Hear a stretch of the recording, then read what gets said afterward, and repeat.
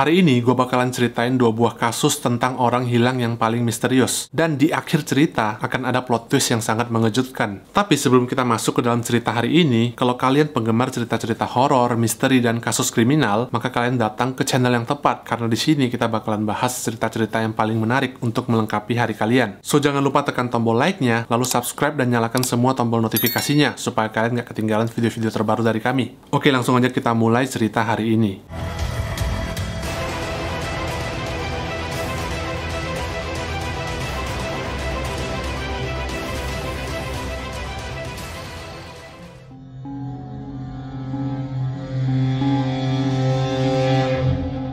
Kejadian ini terjadi pada tahun 1986 di kota Gallup di negara bagian New Mexico, Amerika. Seorang single mother bernama Penny Cayedito tinggal di sebuah apartemen bersama ketiga putrinya yang bernama Antoinette, Wendy, dan juga Sadie. Sebagai putri sulung, Antoinette ini punya sikap yang jauh lebih dewasa dibanding anak seusianya. Karena meskipun baru berusia 10 tahun, tapi Antoinette memandang dunia dengan sedikit berbeda. Khususnya setelah melihat bagaimana perjuangan ibunya selama ini untuk membesarkan dia dan adik-adiknya. Di saat anak-anak seusianya pergi bermain, Antoinette memikul tanggung jawab layaknya orang dewasa. Dimana ketika ibunya pergi bekerja, maka Antoinette lah yang bertugas mengurusi kedua adik perempuannya. Dimulai dari memasak, membersihkan rumah, hingga menyetrika pakaian mereka satu persatu. Semua dia kerjakan dengan ikhlas tanpa paksaan sama sekali. Bahkan adik-adiknya melihat peran Antoinette ini bukan sebagai seorang kakak perempuan, melainkan sudah seperti ibu kedua mereka. Karakter Antoinette yang penuh tanggung jawab inilah yang kemudian menjadi bumerang bagi dirinya sendiri. Pada tanggal 6 April 1986, Penny sang ibu berencana untuk pergi keluar bersama beberapa orang teman. Penny pun pulang sekitar tengah malam, di mana ketiga putrinya sudah tertidur lelap di kamar mereka. Setelah melihat ketiga putrinya, Penny pun melakukan sedikit pekerjaan rumah. Kemudian dia tidur tepat pada jam 3 pagi.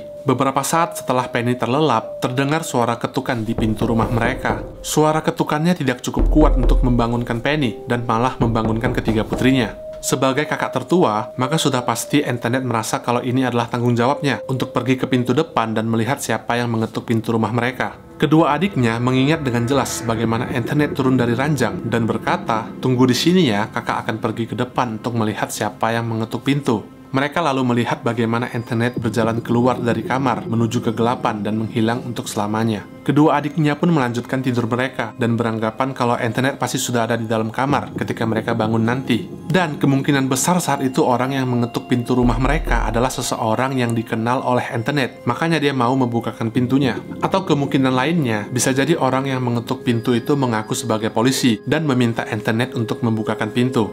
Pada jam 7 pagi, Penny berjalan ke kamar putrinya untuk membangunkan dan bersiap mengantar mereka ke sekolah Bible. Ketika masuk ke dalam kamar, Penny melihat Wendy dan Sadie masih tertidur, sedangkan Antoinette sudah tidak ada di atas kasurnya. Dia pun berjalan menuju dapur dan mengira kalau putri sulungnya itu sudah bangun lebih dulu untuk memasak sarapan. Tapi ternyata Antoinette tidak ada di dapur. Penny pun mulai panik dan mencari Antoinette ke setiap sudut di dalam apartemen mereka, tapi dia tetap tidak bisa menemukan Antoinette. Hal pertama yang Penny lakukan saat itu adalah berjalan keluar dan mengetuk pintu apartemen tetangganya satu persatu untuk menanyakan apakah mereka melihat Antoinette. Dan ternyata tidak ada satupun dari mereka yang melihatnya. Penny berlari ke sana kemari mengelilingi seluruh bangunan apartemen untuk mencari Antoinette. Hingga jam 11 siang dia pun menelepon polisi untuk melaporkan kehilangan putrinya. Tapi ternyata respon polisi saat itu cukup mengecewakan karena Penny diminta untuk menunggu selama 8 jam sebelum dia bisa membuat laporan atas orang hilang. Setelah menunggu selama 8 jam, akhirnya gadis keturunan Italia itu pun resmi dinyatakan menghilang dengan kondisi terakhir yang memakai sebuah baju tidur berwarna pink, memakai kacamata, mempunyai bintik-bintik di wajahnya, dan juga telinganya sudah ditindik.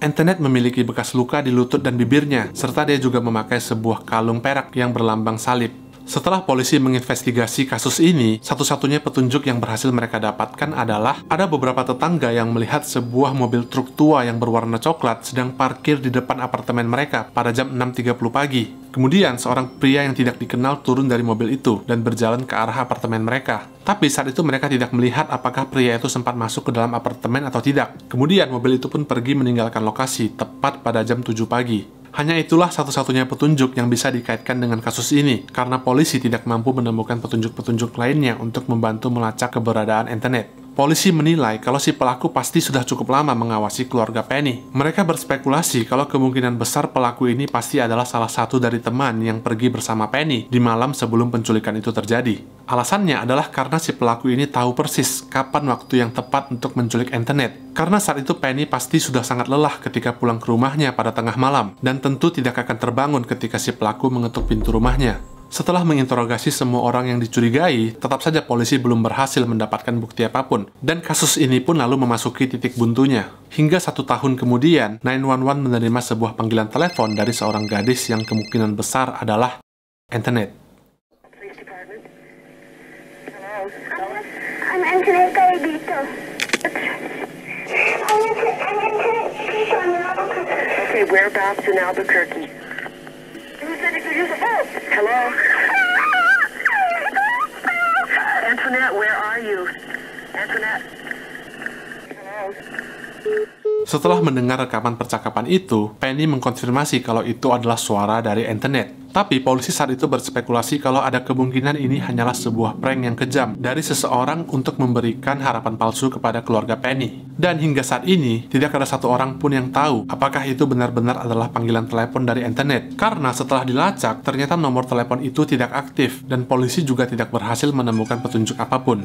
Sebuah hal yang menarik pun terjadi 3 tahun setelah Antoinette menghilang, di mana bibi Antoinette, yaitu Luis Estrada, yang dianggap memiliki keterbelakangan, tiba-tiba menghilang pada tanggal 9 September 1989. Sama seperti Antoinette, Luisa juga menghilang di kota Gallup, tepatnya ketika dia sedang berjalan sendirian di sebuah taman. Luisa menghilang tanpa jejak sama sekali, dan polisi juga mencurigai kalau kasus ini mungkin berkaitan dengan kasus hilangnya Antoinette. Sebulan kemudian, salah satu kerabat memberitahu polisi kalau mereka sempat melihat seorang wanita yang sangat mirip dengan Luisa di seputaran kota Juarez di negara Meksiko. Polisi pun bergerak dengan cepat dan berhasil menemukan Luisa dalam 2 jam setelah menerima laporan itu. Luisa ditemukan di jalanan dengan kondisi yang sangat kotor dan berjalan tanpa memakai alas kaki. Dia terlihat linglung dan ada beberapa bekas luka infeksi pada telapak kakinya. Polisi pun bertanya kepada Luisa apa yang sebenarnya terjadi. Sambil menangis, dia pun bercerita kalau saat itu ada seorang pria yang menculiknya ketika dia sedang berjalan sendirian di taman kota Gallup. Pria itu mengikat kedua tangan dan juga kaki Luisa, lalu memasukkannya ke dalam sebuah mobil van dan membawanya pergi menuju ke Meksiko. Luisa yang memiliki keterbelakangan itu pun lalu dilepaskan begitu saja di tengah jalan. Hanya itu penjelasan yang bisa diberikan oleh Luisa. Dan meskipun pelakunya tidak tertangkap, tapi berbeda dengan kasus Antoinette, setidaknya kasus Luisa ini berakhir dengan bahagia. Dan pada tahun 1991, atau 5 tahun setelah kejadian, seorang pelayan restoran mengaku melihat seorang gadis yang sangat mirip dengan Antoinette. Gadis itu datang memasuki restoran bersama seorang pria dan wanita dewasa. Restoran ini terletak di kota Carson, di negara bagian Nevada, dan jaraknya juga cukup jauh dari kota Gallup. Saat melihat mereka, hal pertama yang langsung menarik perhatiannya adalah penampilan gadis itu yang terlihat sangat kotor dan tidak terawat, sangat kontras dengan penampilan rapi dari pria dan wanita yang datang bersamanya. Mereka bertiga lalu duduk dan memesan makanan. Kemudian hal yang aneh pun terjadi, di mana ketika mereka sedang makan, gadis itu berulang kali menjatuhkan sendok dan garpunya ke lantai. Dan setiap kali si pelayan membantu mengambilkannya, maka gadis itu selalu meremas tangan pelayan dengan sangat erat. Hal itu dilakukannya untuk menangkap perhatian si pelayan, dan ternyata hal itu pun disadari oleh si pria dan wanita yang langsung membawa gadis itu pergi meninggalkan restoran. Setelah mereka pergi, pelayan ini pun membersihkan meja mereka dan menemukan secarik surat yang diselipkan di dalam sebuah serbet dan diletakkan di bawah piring. Dan seluruh tubuh pelayan itu pun langsung merinding seketika ketika dia membaca isi suratnya, yaitu "Tolong aku, telepon polisi." Tapi semuanya sudah terlambat karena ternyata mereka bertiga sudah pergi meninggalkan restoran. Saat diinterogasi, pelayan ini sangat yakin kalau gadis yang dia lihat itu adalah Antoinette. Pelayan itu mendeskripsikan kalau gadis itu terlihat seperti kekurangan gizi dan ada banyak bekas luka memar di seluruh tubuhnya. Perilakunya juga sangat aneh dan selalu menghindari kontak mata dengan para pelayan. Berdasarkan deskripsi itu, maka polisi meyakini kalau Antoinette telah menjadi korban perdagangan anak. Pada tahun 1992, kasus Antoinette kembali dibahas pada sebuah program TV, Unsolved Mysteries, di mana dalam acara itu, adik Antoinette yang bernama Wendy untuk pertama kalinya mengungkap rahasia yang dia simpan selama 6 tahun. Wendy mengaku kalau saat itu dia melihat langsung penculikan Antoinette tepat di depan matanya. Tapi karena saat itu usianya masih 5 tahun, maka dia kurang yakin dengan apa yang dia lihat dan juga dengar. Ketika Antoinette sampai di pintu depan, Wendy mendengar Antoinette berteriak, "Siapa yang mengetuk pintunya?" Dan dari balik pintu, terdengar suara seorang pria yang menjawab kalau ini adalah Uncle Joe atau Paman Joe. Antoinette pun lalu membukakan pintu karena dia mengira kalau itu adalah pamannya. Wendy sendiri sebenarnya kurang yakin apakah yang dia lihat dan juga dengar itu sebenarnya adalah kejadian nyata atau apakah itu cuma sekedar mimpi. Tapi ketika pintunya dibuka, Wendy melihat sosok dua orang pria dewasa yang tidak dia kenal. Kedua pria itu langsung menarik Antoinette dan menutup mulutnya dengan sebuah kain. Mereka menyeret Antoinette masuk ke dalam sebuah mobil van dan langsung pergi meninggalkan lokasi. Anehnya, setelah menyaksikan itu, Wendy mengira kalau dia sedang bermimpi. Jadi, dia tidak memberitahu ibunya dan malah berjalan kembali ke dalam kamar untuk melanjutkan tidurnya. Selama 6 tahun, Wendy tidak pernah memberitahu siapapun tentang hal ini, karena dia sendiri pun tidak yakin dengan apa yang dia lihat dan dengar saat itu. Setelah mendengar pengakuan dari Wendy, polisi langsung bergerak cepat dan menangkap paman mereka yang bernama Joe Estrada. Tapi setelah diperiksa dan diinterogasi, ternyata Joe sama sekali tidak terlibat dalam kasus penculikan Antoinette dan dia pun dibebaskan dari segala tuduhan. Di sisi lain, ibu Antoinette yaitu Penny perlahan mulai berubah menjadi sosok yang sangat sensitif sejak putrinya menghilang. Penny menangis setiap saat dan emosinya juga seringkali tak terkontrol ketika polisi membahas tentang Antoinette. Seluruh dunianya seakan-akan runtuh, dan Penny pun meninggal pada tahun 1999 tanpa pernah mengetahui apa yang sebenarnya terjadi kepada putri sulungnya itu. Setelah Penny meninggal, polisi mengungkapkan sebuah fakta yang mengejutkan. Mereka curiga kepada Penny yang sepertinya menyembunyikan sesuatu tentang kasus Antoinette ini. Kenapa? Karena Penny ternyata sempat gagal melewati uji tes poligraf ketika dia diinterogasi oleh polisi. Uji tes poligraf adalah sebuah uji kebohongan untuk mendeteksi apakah seseorang berbohong atau tidak. Tapi meskipun begitu, ternyata hasil uji tes poligraf ini tidak bisa dijadikan sebagai alat bukti di pengadilan. Karena alat ini hanya mendeteksi tingkat stres dari seseorang ketika menjawab sebuah pertanyaan, seperti tekanan darah, detak jantung, dan juga perubahan pola nafas seseorang. Dan seorang psikopat sejati ternyata mampu menyembunyikan semua gejala itu, dan mereka akan tetap tenang ketika melakukan uji tes poligraf ini. Karena bersifat tidak pasti, maka polisi saat itu tidak mempermasalahkan ketika Penny gagal dalam uji tes poligrafnya. Mereka beranggapan kalau Penny telah berkata jujur, dan hasilnya bisa gagal karena dipengaruhi oleh tingkat stresnya yang sangat tinggi. Kasus hilangnya Antoinette ini pun dihentikan tepat setelah Penny meninggal. Dan hingga saat ini, tidak ada satu orang pun yang tahu apa yang sebenarnya terjadi kepada Antoinette. Dan polisi juga percaya kalau kemungkinan besar saat ini Antoinette sudah meninggal dunia.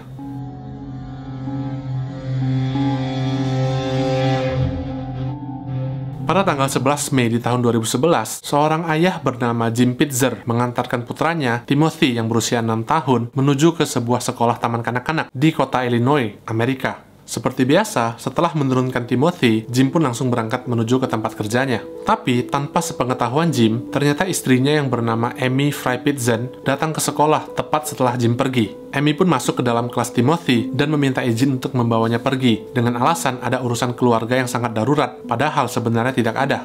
Setelah menjemput Timothy, Amy berangkat menuju ke sebuah bengkel, di mana dia kemudian meninggalkan kendaraannya di sana selama beberapa jam untuk diperbaiki. Lalu, Amy pun meminta tolong kepada salah satu karyawan di bengkel itu untuk mengantarkan dia dan juga Timothy menuju ke kebun binatang Brookfield.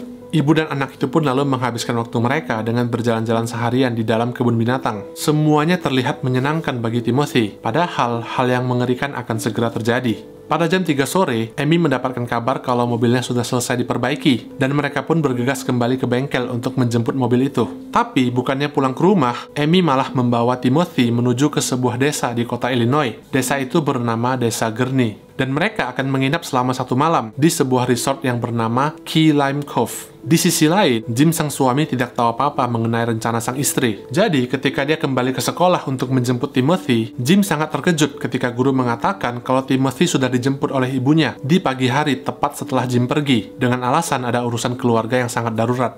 Jim pun langsung panik dan mulai menelepon Amy untuk meminta penjelasan. Tapi tentu saja, semua panggilan telepon dari Jim tidak pernah diangkat oleh Amy. Jim tidak tahu dari mana dia harus mulai untuk mencari mereka, karena sebenarnya hubungan dia dan istrinya Amy sudah berada di titik yang sangat buruk, di mana Amy saat ini sedang berada dalam masa pengobatan untuk depresi yang dideritanya, dan belum lama ini Amy sudah mengutarakan niatnya untuk bercerai dari Jim. Meskipun begitu, tetap saja tindakan Amy ini sangat mendadak dan mengejutkan bagi Jim yang sangat khawatir dengan keselamatan mereka berdua. Kenapa? Karena Jim tahu jika Amy tidak mengkonsumsi obat depresinya secara teratur, maka hal itu akan mempengaruhi mood berikutnya dan meningkatkan resiko terjadinya hal-hal yang tidak diinginkan, di mana Amy bahkan pernah melukai dirinya sendiri hingga beberapa kali melakukan percobaan bunuh diri. Setelah menghabiskan malam di desa Gurney, Amy pun membawa Timothy menuju ke kota Wisconsin, di mana mereka akan menginap di sebuah resort yang bernama Kalahari. Keesokan harinya, rekaman CCTV merekam Amy dan juga Timothy ketika mereka sedang berjalan keluar meninggalkan resort pada jam 10 pagi. Kemudian, pada jam 1 siang, Amy menelepon kedua orang tuanya yang sedang panik dan menjelaskan kalau dia dan Timothy itu baik-baik saja. Orang tuanya tidak perlu mengkhawatirkan mereka. Saat itu, orang tua Amy mengaku kalau dia bisa mendengar suara Timothy dari balik telepon yang seakan mengeluh dan berkata kalau dia sangat lapar. Tapi ketika ditanyakan, Amy hanya berkata tidak perlu khawatir, semuanya baik-baik saja. Amy lalu menutup teleponnya dan berangkat menuju ke desa lain di kota Illinois yang bernama Desa Winnebago. Kali ini, Amy terlihat berjalan sendirian tanpa Timothy. Dan di dalam supermarket, Amy hanya membeli sebuah pena dan beberapa lembar kertas. Lalu dia pun pergi seorang diri menuju ke sebuah penginapan yang bernama Rockford. Dia menghabiskan malamnya di penginapan itu, dan keesokan harinya, yaitu pada tanggal 14 Mei, salah satu staf di penginapan Rockford menemukan jasad Amy yang sudah tidak bernyawa di dalam kamarnya. Amy diduga meninggal karena bunuh diri, di mana polisi menyimpulkan kalau Amy telah mengkonsumsi sejumlah obat antihistamin dalam dosis tinggi hingga dia mengalami overdosis. Selain itu, Amy juga mengiris leher dan pergelangan tangannya. Dan di dalam kamar, polisi tidak menemukan tanda-tanda keberadaan Timothy. Polisi bahkan tidak bisa menemukan semua benda-benda milik mereka yang sebelumnya terlihat dalam rekaman CCTV. Seperti misalnya handphone yang digunakan oleh Amy untuk menghubungi keluarganya, dan baju yang terakhir kali dia gunakan ketika melakukan check-out di resort Kalahari juga telah menghilang. Selain itu, tas ransel bermotif Spider-Man milik Timothy juga telah menghilang bersama beberapa mainan yang dia bawa. Dan yang paling penting adalah Timothy itu sendiri yang telah menghilang dan tidak bisa ditemukan. Handphone menjadi salah satu bukti terpenting dalam membongkar sebuah kasus, karena informasi yang ada di dalamnya bisa membantu polisi dalam merangkai waktu dari setiap kejadian. Dalam hal ini, kemungkinan besar Amy sudah merencanakan hal ini sejak lama, dan dia pun menyembunyikan handphone miliknya agar polisi tidak bisa menemukan Timothy. Selain itu, polisi menduga kalau kemungkinan besar terdapat semacam bukti yang menempel pada baju dan pada benda-benda milik Timothy, sehingga Amy terpaksa harus menyingkirkan semuanya. Dan di samping jasadnya, polisi menemukan secarik surat terakhir yang Amy tuliskan untuk ibunya. Di dalam suratnya, Amy menuliskan kalau dia sudah menyerahkan Timothy kepada orang yang peduli kepadanya, dan tidak akan ada satu orang pun yang bisa menemukan Timothy. Polisi lalu berusaha sekeras mungkin untuk melacak keberadaan Timothy, dan satu-satunya petunjuk yang mereka punya saat itu adalah mobil milik Amy. Dan benar saja, di dalam mobil, polisi menemukan sebuah petunjuk yang mengejutkan semua orang, khususnya Jim. Polisi menemukan bercak darah pada kursi penumpang, dan setelah dites, ternyata darah itu adalah milik Timothy. Tapi saat itu Jim berusaha untuk menenangkan diri, dan dia berkata kalau mungkin saja darah itu berasal dari hidung putranya, karena memang Timothy pernah mengalami mimisan sebelumnya. Selain itu, Jim juga terlihat sangat terpukul ketika polisi mengabarkan kematian istrinya, Amy, akibat bunuh diri. Dia bahkan tidak sanggup untuk membayangkan apakah istrinya itu tega untuk melukai putra mereka, Timothy. Jim mengatakan kalau Amy pernah menuduhnya akan memanfaatkan depresi yang diderita oleh Amy sebagai senjata untuk merebut hak asuh anak di pengadilan. Lalu Amy pun berkata kalau dia tidak akan pernah membiarkan hal itu terjadi. Kalimat itu terus menghantui pikiran Jim, meskipun di dalam hatinya dia percaya kalau Timothy pasti masih hidup. 2 tahun setelah hilangnya Timothy, seorang pejalan kaki menyerahkan sebuah handphone yang dia temukan di pinggiran jalan raya pada Route 78. Dan setelah diperiksa, ternyata itu adalah handphone milik Amy yang selama ini dicari-cari oleh polisi. Tapi anehnya, lokasi tempat ditemukannya handphone itu jaraknya cukup jauh dari lokasi penginapan tempat Amy melakukan bunuh diri. Meskipun berhasil mendapatkan seluruh data di dalam handphone itu, tapi ternyata polisi belum berhasil menemukan petunjuk untuk membantu memecahkan misteri keberadaan Timothy. Hingga pada tahun 2019, polisi menemukan seorang pria muda yang terlihat sedang berjalan tanpa arah di dekat perbatasan Ohio. Ketika ditanya oleh polisi, pria ini mengatakan kalau namanya adalah Timothy Pitzen, dan dia baru saja melarikan diri dari penculik yang telah menyekapnya selama bertahun-tahun. Polisi lalu membawa pria ini ke rumah sakit dan mempertemukannya kembali dengan ayahnya, yaitu Jim Pitzen. Cerita ini terkesan sepertinya akan berakhir dengan bahagia, tapi ternyata semuanya berubah ketika Jim tiba di rumah sakit dan melihat Timothy untuk pertama kalinya.